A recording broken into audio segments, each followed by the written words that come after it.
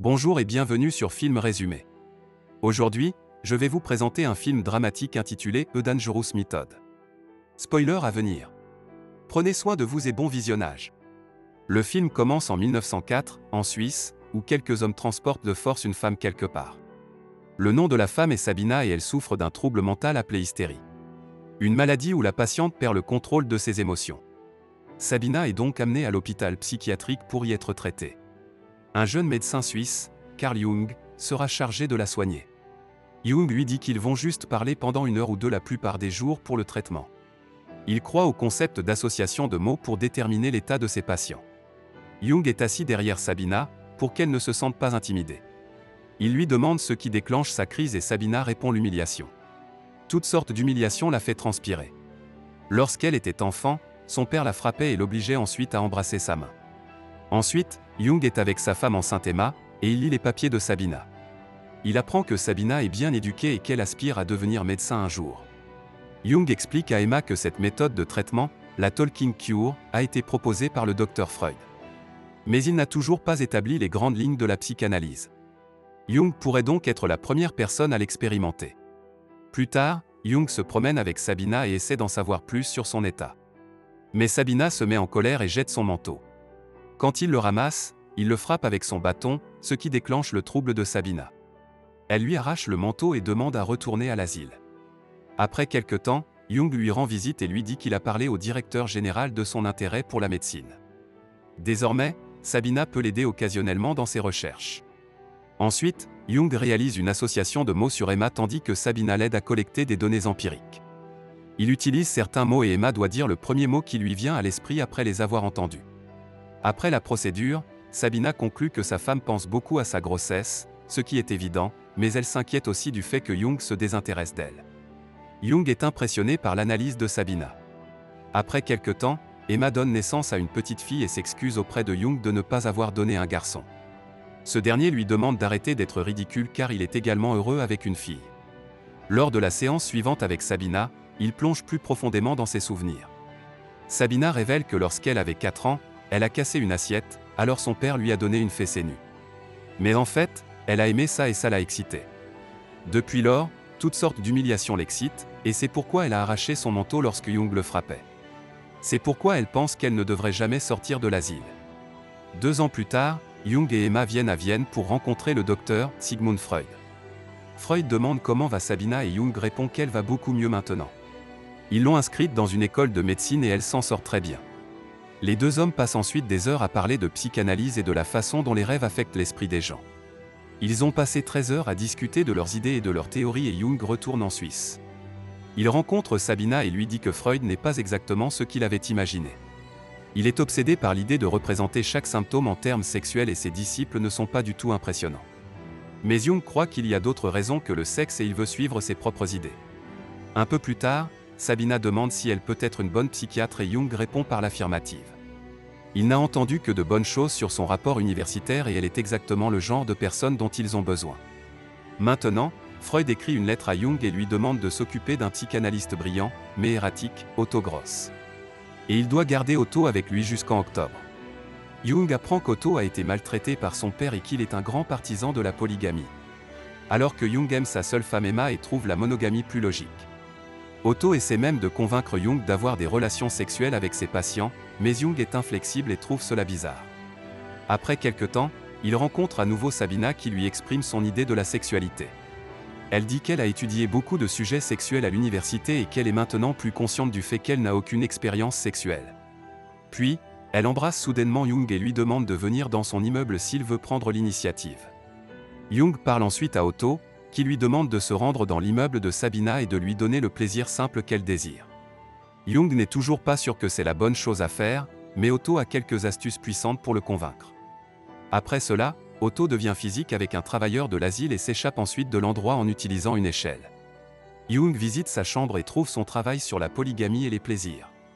Il s'en laisse convaincre et va rencontrer Sabina. Ils deviennent immédiatement intimes et se livrent à des activités intimes. Le jour suivant, Emma offre à Jung un bateau à voile rouge qu'il a toujours désiré. Ce simple geste d'amour le met face à un dilemme, doit-il poursuivre sa liaison ou non? Mais Sabina le convainc de poursuivre sa liaison et lui demande d'être féroce avec elle et de la punir. comme son père avait l'habitude de le faire. Pendant ce temps, Emma donne naissance à un petit garçon et Jung est ravi de le voir. Mais assez vite, il finit par avoir de l'intimité avec Sabina dans le bateau. Le temps passe et Jung va rencontrer Freud. Ce dernier lui dit qu'il n'aurait jamais dû lui envoyer Otto, mais Jung lui répond qu'il l'a aidé à cristalliser une grande partie de sa pensée. Après le départ d'Otto, Freud veut l'adopter comme héritier, mais Jung n'en est pas sûr. Il exprime son désir d'étudier la télépathie et la parapsychologie, mais Freud veut qu'il se concentre sur la théorie sexuelle. Jung dit ouvertement qu'il n'est pas d'accord avec lui et soudain un bois craque. Jung dit qu'il savait que quelque chose comme ça allait arriver car il a ressenti une sensation dans son diaphragme. Freud pense que c'est ridicule, mais Jung prédit que cela se reproduira. Et cela se produit, le bois craque. Freud pense toujours que c'est une coïncidence, ce qui confirme les soupçons de Jung sur sa fermeture d'esprit. Ensuite, nous voyons Jung donner une fessée à Sabina et cela l'excite. Apparemment, leur liaison est toujours en cours. Un jour, Jung emmène Freud faire une promenade en bateau. Freud révèle qu'il y a une rumeur qui court à Vienne. La rumeur veut que Jung ait fait d'une de ses patientes sa maîtresse. Il nie l'allégation et Freud le croit. Jung en parle plus tard à Sabina et lui dit qu'il se sent coupable et divisé. Il décide donc de mettre fin à leur liaison, mais elle fait de son mieux pour l'en empêcher. Jung s'en va à contre-séure. Un jour, Sabina entre avec colère dans le bureau de Jung et lui demande pourquoi il a parlé à sa mère de leur liaison. Il lui répond que sa mère était déjà au courant. Il a commis une erreur stupide en s'engageant dans cette liaison et, désormais, il n'est plus qu'un médecin et elle est sa patiente. Sabina, furieuse, prend un couteau sur la table et lui coupe le visage. Jung, incrédule, la regarde partir. Sabina écrit alors une lettre à Freud et lui demande de le rencontrer car cela leur serait bénéfique à tous les deux. Elle mentionne également sa relation physique avec Jung dans la lettre. Freud écrit donc une lettre à Jung et lui pose des questions sur cette femme. Mais Jung répond qu'elle n'était qu'une amie et qu'il s'agit probablement d'une tentative de vengeance car il n'est pas tombé dans ses techniques de séduction. Jung demande également à Freud de servir d'intermédiaire entre eux car cette femme lui a déjà fait beaucoup de mal. Freud croit Jung et envoie une réponse à Sabina. Il nie l'avoir rencontré et dit que Jung n'est pas capable d'un comportement aussi minable et qu'ils devraient régler leurs problèmes eux-mêmes sans faire appel à un intermédiaire comme lui. Cette réponse brise le cœur de Sabina, qui se rend à nouveau au bureau de Jung. À sa grande surprise, Jung se prépare déjà à partir. Elle s'excuse s'il doit partir à cause d'elle, mais Jung dit qu'il allait partir de toute façon. Elle le confronte alors au fait qu'il nie leur relation à Freud. Il dit que ce ne sont pas ses affaires, mais Sabina veut qu'il écrive une lettre à Freud et lui dise tout. Pour que Freud puisse la prendre comme patiente. Il accepte à contre-séure et l'informe qu'il part en Amérique. Sabina lui dit que c'est bien pour lui et quitte le bureau. Freud reçoit la lettre de Jung avouant sa relation, il écrit donc à Sabina et s'excuse. Il apprécie sa façon de gérer le conflit et accepte de la rencontrer. Freud et Jung montent ensuite sur le ferry pour partir en Amérique où ils vont montrer leur théorie sur la psychanalyse au reste du monde. Mais même sur le ferry, ils sont en désaccord l'un avec l'autre sur de nombreux points, et une fissure dans leur amitié se fait clairement sentir. Après que Jung ait décrit son rêve pour l'analyse, Freud refuse de décrire ses rêves, ce qui met Jung en colère.